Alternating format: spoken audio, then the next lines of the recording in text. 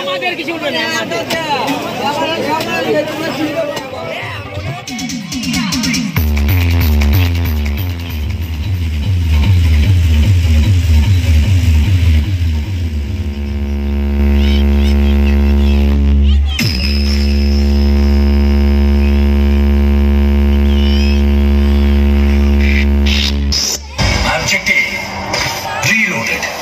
Version 2.2.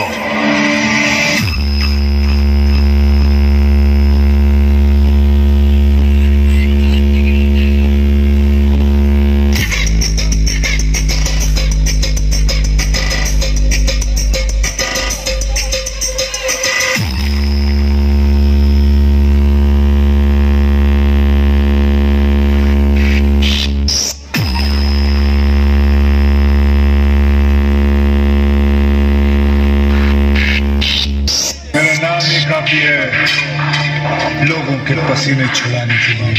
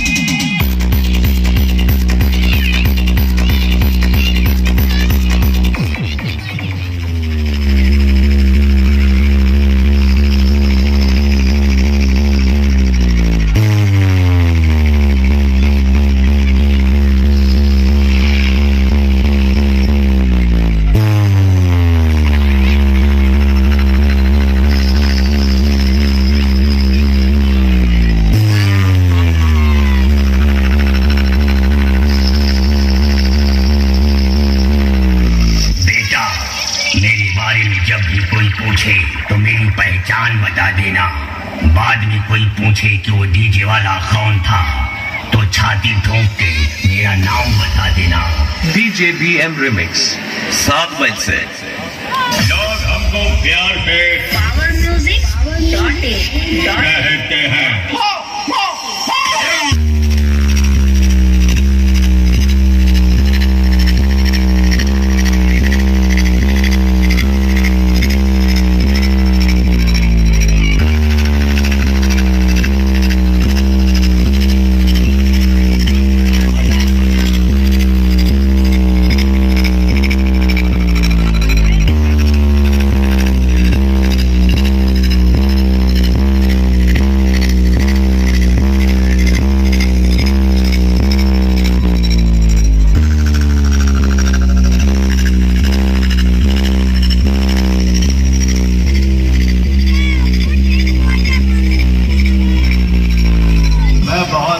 किस्म का इंसान हूँ जो ठान लेता हूँ उसे पूरा करने के लिए